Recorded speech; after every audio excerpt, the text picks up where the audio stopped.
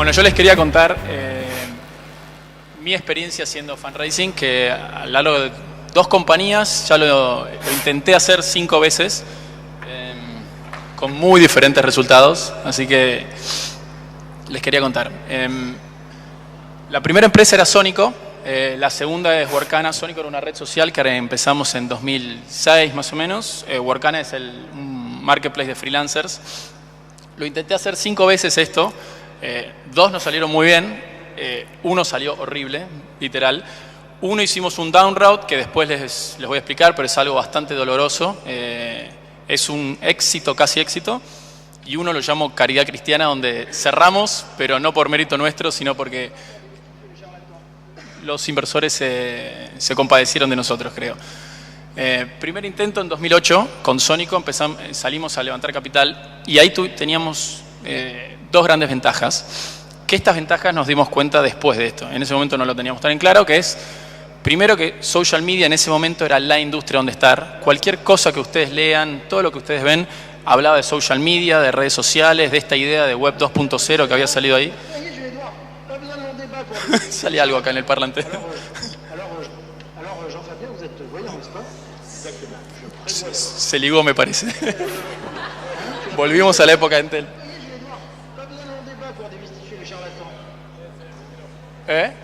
Debe ser el micrófono. Hay alguien francés hablando por acá.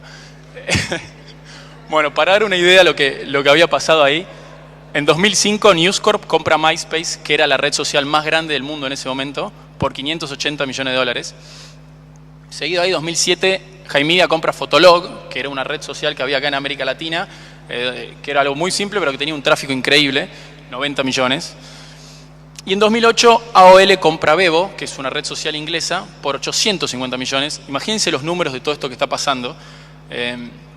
Y el otro punto que nosotros teníamos a favor nuestro era que Sónico, que acababa de lanzar, estaba creciendo muchísimo. Entonces estábamos con esas tasas chinas que todos estos sitios tienen al principio. Llegamos a 20 millones de usuarios en el primer año y medio. Para compararlo, Vevo, cuando se vendió, tenía la misma cantidad de usuarios que nosotros acá en América Latina.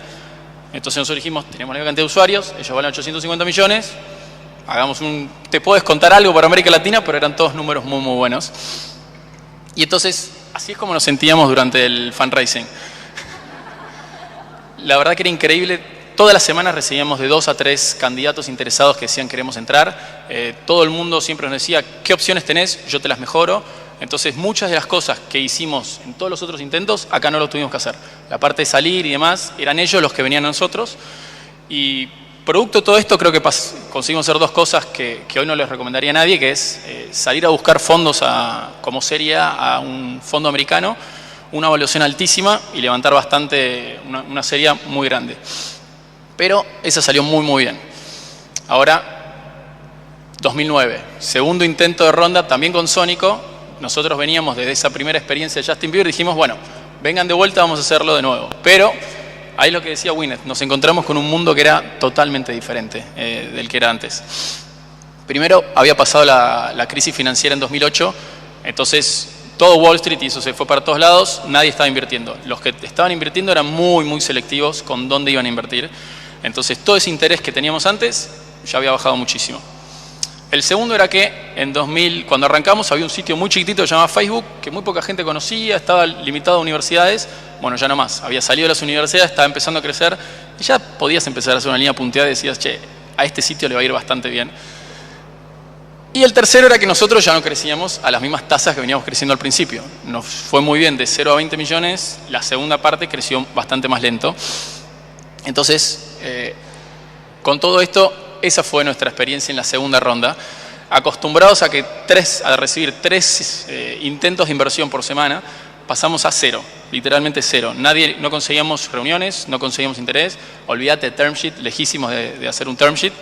Entonces, finalmente lo que hicimos ahí es eso que se llama un down road, que es, haces una misma ronda con tus inversores actuales, pero te dicen, ¿te acordás de la evaluación que habíamos hecho en la ronda anterior? Bueno, ahora vamos a hacer una evaluación más baja. Este es un proceso muy duro porque psicológicamente vos te enamorás del precio ese. Es como decía Winnet, es uno de tus bebés. Y es uno de tus bebés donde le pusiste sangre, sudor y lágrimas. Entonces que te digan, che, esto vale menos de lo que había valido antes. Vos no pensás, el número anterior era irracional y no tenía sentido, que era de verdad. Vos pensás, me me estás bajando el valor a mí, ¿por qué? No cambió nada. Bueno, al final creo que hicimos, no me acuerdo, creo que fue 10-15% de baja en la evaluación. Debería haber sido más, incluso te lo digo hoy, pero en ese momento ese 10-15% nos parecía humillante. ¿Cómo vamos a aceptar esto? ¿Quiénes son? Bueno, al final lo hicimos porque era la última opción y eso creo que terminó salvando la empresa. Tercer intento, 2012, nace Workana. Entonces, cuando habíamos arrancado Sónico, era 2002, era otro entorno, entonces no habíamos hecho seed, la ronda de seed. Ahora salimos a buscar la primera ronda de seed y nos encontramos con otra realidad. Versus 2002, ahora en 2012, existía un ecosistema de angels en Argentina que estaban dispuestos a invertir. Vos podías juntarte con gente y decías, sí, me interesa, yo invierto entre tanta y tanta plata, más o menos los términos son así.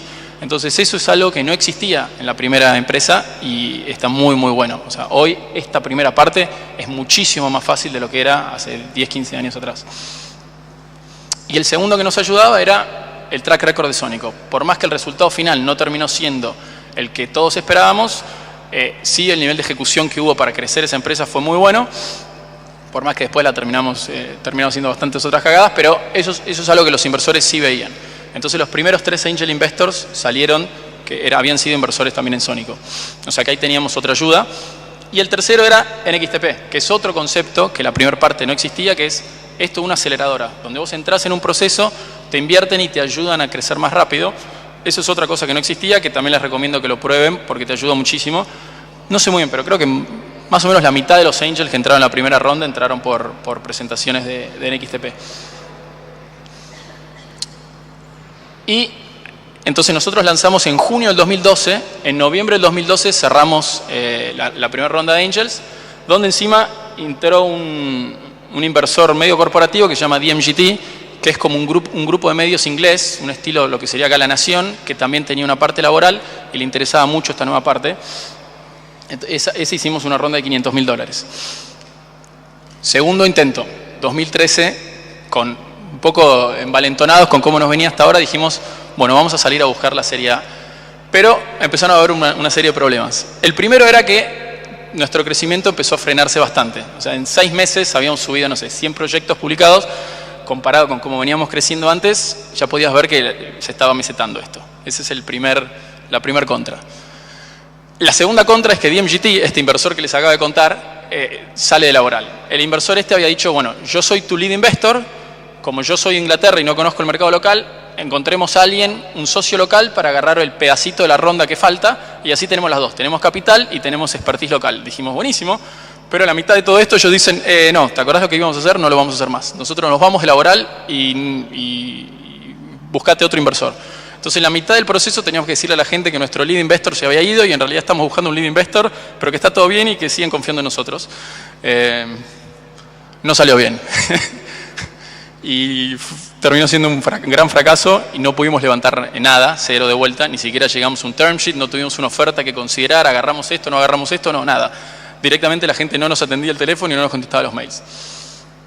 Entonces esto en 2013 entramos creo que el pozo y la relación más baja que tuvimos con el board, porque lo que nosotros decíamos era, esto no salió, teníamos dos opciones, o entender que había sido algo que pasó, o echarle la culpa al tercero. Nosotros elegimos echarle la culpa al tercero, entonces dijimos, che, esto es culpa tuya.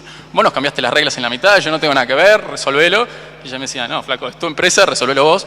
Y tenía bastante sentido. Entonces empezamos a hacer un proceso de cortar costos, alivianar el burn y como un nuevo escenario de proyección de crecimiento.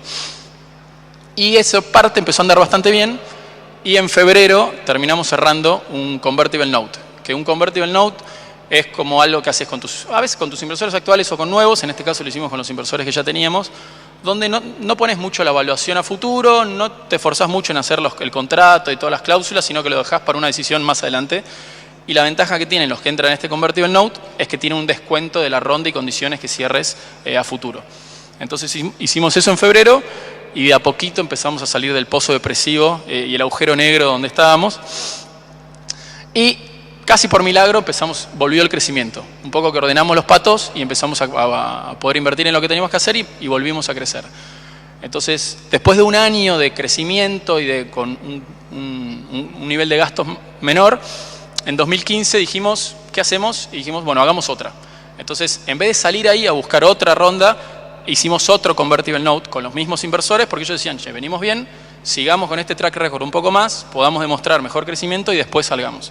Así que en enero del 2015 hicimos otro convertible note y ahí es donde, bueno, ya la idea era prepararnos para en ese mismo año, en 2015, salir a buscar finalmente la Serie A. Y entonces vamos de vuelta, con todas las cosas que habíamos aprendido antes, después de haber hecho ya, bueno, primero con Sonic un fracaso, después con Workana otro más, y ahí aprendimos entonces, lo encaramos totalmente diferente al proceso. Número 1, abrimos muchísimo el funnel, que esto va mucho con lo que decía Gwyneth de entender bien quiénes son los que están invirtiendo, entender dónde invierte. Creo que en el primer intento habíamos hablado con 4 o 5 fondos, no mucho más que eso. Acá no, acá hablamos todo el mapita ese que les mostró Gwyneth, hablamos con todos, inclusive los que eran de en otro sector, decíamos, sé que este es otro sector, sé que no tiene mucho que ver con nosotros, pero bueno, si te querés juntar, te juntás. Y otra cosa que hicimos fue, no solamente nos limitamos a VC o fondos financieros, sino que también buscamos más estratégicos. Gente que esté en laboral y que le pueda llegar a interesar esto. Entonces, en nuestro caso era hablar con los Manpower, los Adecco, que hacen laboral, pero de otra forma y que tal vez esto es una nueva tendencia y les puede llegar a interesar. Hablamos o intentamos hablar, con algunos nos salió bien, con otros no, con los grandes portales de empleo fuera, o sea, en Estados Unidos tenés Monster, tenés Career Builder, tenés varios así. Hablamos con compañías que hacen cosas relativamente diferentes como LinkedIn o Indeed y terminamos hablando con una empresa japonesa que es una empresa de recruiting muy grande de Japón y una empresa australiana que también tiene muchos portales y hace muchas cosas en mercados emergentes, entonces pegaba mucho por ahí, pero lo abrimos muchísimo. Y lo otro que hicimos fue, arrancamos todas las charlas en simultáneo. Nos pasamos gran parte de 2015 generando un vínculo, 2015 y parte de 2014 también, generando un vínculo y conociendo a esta gente, no en modo fundraising, sino no estoy levantando plata ahora, conozcámonos, entendamos cómo funciona y veamos cómo viene la relación, buscando crear mucho lo que decía Gwyneth, esto del vínculo humano. A la larga, vos le estás hablando a un ser humano del otro lado y tenés que tratar de generar ese contacto. Y un poco hicimos eso. Pero cuando arrancamos con todos a la vez. Entonces nos preparamos y arrancamos con todos a la vez buscando generar un poco una competencia, idealmente tratar de interesar a 2 o si nos iba muy bien interesar a 3 y que con esos 3 mejore mucho la chance de éxito. Cuando las charlas las tenés en simultáneo es mucho más fácil que si hablas primero con uno, después con otro y cuando alguien quiere le contesto el mail, es más fácil de ordenarlo vos. Mi foco exclusivo por 6 meses, como decía Gwyneth, muchos hombres son malos en multitasking, yo soy horrible, así que dije, bueno, esto me va a dedicar muchísimo foco y muchísimo tiempo, tal vez no tanto tiempo del día, pero a nivel ancho de banda de tu cabeza te consume todo, no te queda energía para nada, por lo menos a mí. Entonces dije, bueno, yo me encargo de esto y mis socios se encargaban de un poco mantener la compañía para que podamos seguir creciendo y que el barco no se nos hunda. Y la suerte que tuvimos acá es que, algo que no nos había pasado la primera vez, que el crecimiento se estaba estancando, Workana siguió creciendo. Entonces, crecimiento en proyectos, crecimiento en tracción, empezó a crecer y ya los números que se veían ya pasaban de chiquititos, siguen siendo relativamente chiquititos, pero ya no tan chiquititos. Entonces, todo esto nos ayudó mucho, tener el proceso más ordenado, abrir el funnel nos ayudó mucho, armar las relaciones antes de salir a vender al proceso de pitching. Y esta vez sí nos salió bien y terminamos cerrando en septiembre del año pasado, terminamos cerrando con el inversor australiano que les había contado, que por suerte esta vez también pudimos llegar, digamos, al final del proceso con 2 o 3 interesados, entonces ahí es donde podés elegir. Elegir es algo que en todos los procesos anteriores nunca nos habíamos podido porque era 0, así que podíamos elegir 0 de 0, pero esta vez nos salió bien. Y por último, les quería contar un poco el timing de la ronda, de esta última ronda que hicimos, para que se den una idea de expectativas y tengan esto en mente. Esto es un proceso que salió bien, así que esto creo que es casi lo mínimo que les puede llevar un proceso de fundraising en América Latina. En Estados Unidos y otros lugares se puede acortar mucho. Primero, deck más pitch refining más candidatos. Eso es un poco lo que contaba Gwyneth, de mejorar tu pitch, entender a quién le vas a vender, entender cómo lo vas a salir. Hicimos una lista de todos los inversores que había, quién nos podía hacer la intro con cada uno. Todo ese proceso demora bastante, y eso es antes de que salgas. Intros más meetings iniciales, 2 meses. Por más que no son tantos candidatos, creo que el funnel total eran 30 en nuestro caso, una cosa así. no siempre puedes armar las reuniones cuando vos querés, a veces tenés que estar en Brasil, a veces hay un evento en tal lado, entonces tenés que ir para allá. Entonces todo ese proceso inicial demora unos 2 meses. Acá es donde, si te va bien, viene la segunda ronda. Si no hay segunda ronda y no hay interés de hacer otro de vuelta, es que esto viene mal. Entonces, si esto viene bien, o el primer paso puede demorar más, segunda ronda con los que están interesados, que quieren conocer al resto de los socios, quieren hablar un poco más, te piden un business plan con proyección para ver qué tal, decime dónde vas a gastar la guita, etc. Y acá es donde al final de todo, cuando esto empieza ya a ponerse lindo, negocias un term sheet. Idealmente lo que sucede es que ellos te pasan algo, vos lo ves y le negociás y empezás a intercambiar. Acá es donde entran los abogados a veces o no. Este es el proceso más aburrido. Todo es aburridísimo y todo es muy doloroso, como decían acá. Esta parte creo que es la peor. Vengo de una familia de abogados, así que todo esto generalmente le trato de huir. Un mes de esto, si todo sigue todo bien y nos ponemos de acuerdo y firmamos el term sheet, que el term sheet es un compromiso de inversión, puede pasar como puede no pasar, viene el due diligence. El due diligence es donde dicen, bueno, todo muy lindo, todo esto que me dijiste, quiero verlo yo. Mostrame todos tus números, mostrame todo cómo tenés los contratos, mostrame todo esto, mostrame la tecnología, para que yo me dé una idea si todo esto que funciona existe o no existe. Y al final de todo eso, viene la parte de firmas de todos, y si todo sale bien, es donde ahí entra el funding.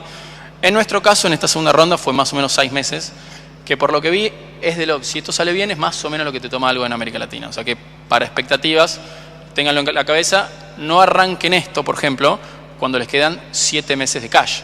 Porque si sabes que si sale bien te va a demorar 6, y cuando el inversor se dé cuenta que su única expectativa es esto, le estás dando muchísimo más poder a ellos. Entonces, planéenlo con mucho tiempo y encárenlo con mucho tiempo, cosa de estar también tranquilo. Iba mucho a algo que también decía Wines de estar confiado. Es muy importante esa parte, y toda la parte psicológica es muy importante. Entonces, si a vos te quedan 2 meses de vida y estás por explotar, no tenés una alternativa a si esto sale mal. Entonces, tu nivel de confianza y tu nivel de autoestima va a ser complejo. Así que, bueno, esa es la experiencia que tuvimos nosotros. Somos todos de Workana, así que ahora sí, muchas gracias y abrimos a preguntas.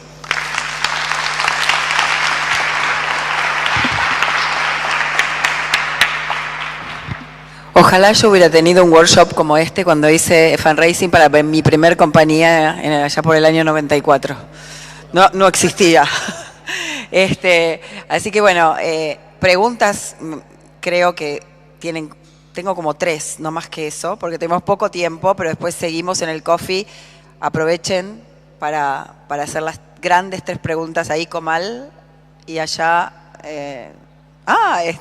también no te veía de lejos, no veía bien de Uruguay.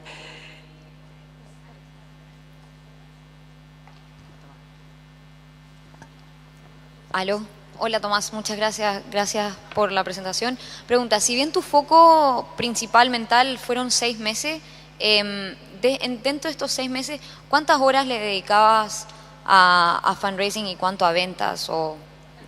Ventas 0, porque por suerte nuestra empresa no depende de salir a vender grandes clientes, sino que todos los clientes nuevos vienen por marketing online, por publicidad en AdWords y Facebook. Entonces, esa era una parte que seguían mis socios, o sea que de ese lado 0. ¿Cuánto le dedicaba a esto? Varía mucho. O sea, a veces tenés un viaje, te vas a Brasil, por ejemplo, donde Brasil es el 50%, es nuestro mayor mercado, y la gran parte de los fondos están allá. Entonces, tal vez en una semana en Brasil le dedicás la semana entera, pero la semana siguiente no tenés muchas horas para hacer en esto. Estás esperando que te contesten, pero tampoco tenés mucha energía para hacer otra cosa. Por más que en horas tenés la semana libre, estás casi esperando que te contesten, y cuando llega el mail tratás de responderlo muy rápido. Entonces, va y viene. A lo largo de los 6 meses, te diría que en promedio 25% de mis horas estaban en esto, como máximo tal vez. Sube y baja, pero en promedio es 25%. Pero de cabeza es lo único que pensás. En la ducha, a la mañana, cuando te vas a dormir, es lo único que puedes pensar. No te da, o al menos a mí, no me da la capacidad para manejar 2 cosas en paralelo. John? Perfect. Yes, I agree with you completely. I guess what I'd say, a couple things. One is, the whole time you're fundraising, you've got 2 jobs. They're 2 full-time jobs. You have to deliver on your business plan, and you have to raise capital. I'd encourage you to have an assistant or someone on your team that can help you to deal with the fundraising, and that's what they do, and the rest are executing your business model. The other thing that Thomas didn't allude to was if something broke down on his timeline along the way, it's like the Monopoly board. You go back to the beginning, and you start with another group of investors, and you start the diligence and the fundraising process sort of all over again. So always keep investors warm. Don't think that the one you have is the lead is going to be there at the end. Always have a plan B. Always. And the worst part of all of this, after you get through the whole process, and the money finally might get into your bank account, they're expecting a milestone. You give them a plan, and you said that you were going to deliver this, and the time has been ticking. And now you've got to deliver something. 6 months or 9 months have passed. So it's really 2 full-time jobs. Con lo cual son dos trabajos. Yeah. Hi, thank you very much for your talk. Sure. So we have 2 questions, one for you and one for Tomás. Una para vos y otra para Tomás. ¿Cuándo piensan que un empresario debería considerar la posibilidad de aceptar una cláusula de vesting?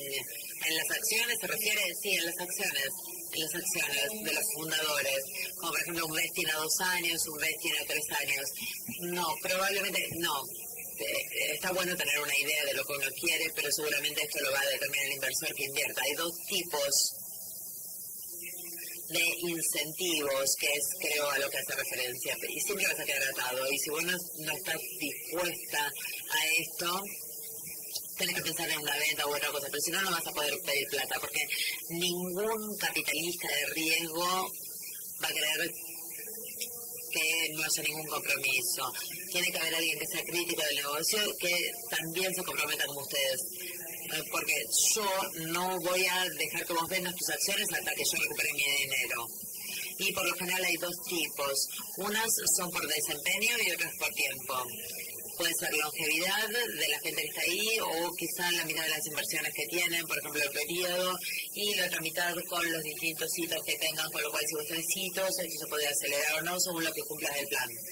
Pero sin ninguna duda vas a tener que comprometerte.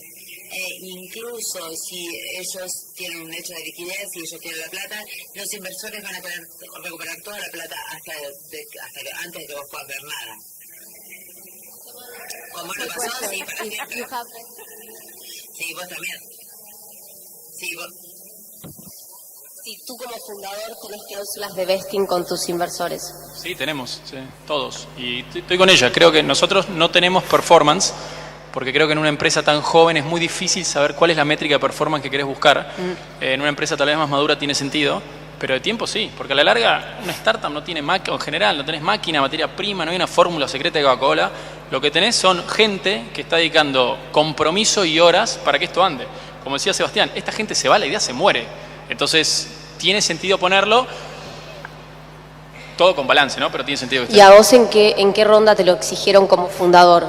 Nosotros lo hicimos al principio, antes de que quisiera haya inversores, con nuestros cofundadores. Cada uno de nosotros tenía un vesting para arrancar. Y después, en la de Angels hicimos también vesting. Y en la última de Australia hicimos vesting. Thank you very much. One last thing about that. No matter where you put your money in the capital structure, like let's say your mom and dad lent money to your business, or your brother, or your neighbor, or the bank, any sophisticated investor that's going to come in is going to expect all of that money to be converted and put below theirs. So they want you all in for the longest time. All of it. Siempre van a querer que sea así.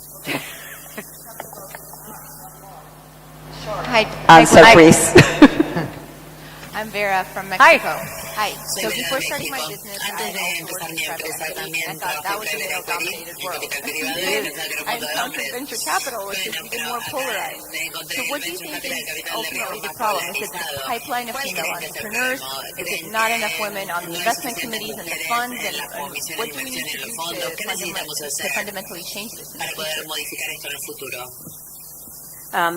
Here's a couple things. I've spent my career only with men, and it doesn't matter whether it's venture or private equity. The private equity world was male-dominated because it was where the money was, and men always collect where the most money is and don't want women to come in. In the venture world, it tends, we didn't talk about that, but it's STEM. In science and technology, unfortunately, when you look at the engineers and the folks that are all being attracted to Silicon Valley, even today, something like 30% or something are women in the technology world versus the 70% that are getting recruited. And that's about educating yourself and being confident in science and technology and feeling good about it. The other thing I'll say which people don't understand, and you know this from private equity, is Wall Street or private equity, they're followers. You think they're leaders because they have the money. They don't. They follow and they mimic what they see in the markets and in the world. So the more you are successful, the more women venture capitalists there will be, the more women bankers there will be, because Wall Street and the institutional investor world mirrors the world that their client base. So the more women there are, the more women venture capitalists there will be. So please, be successful, raise some money, do well.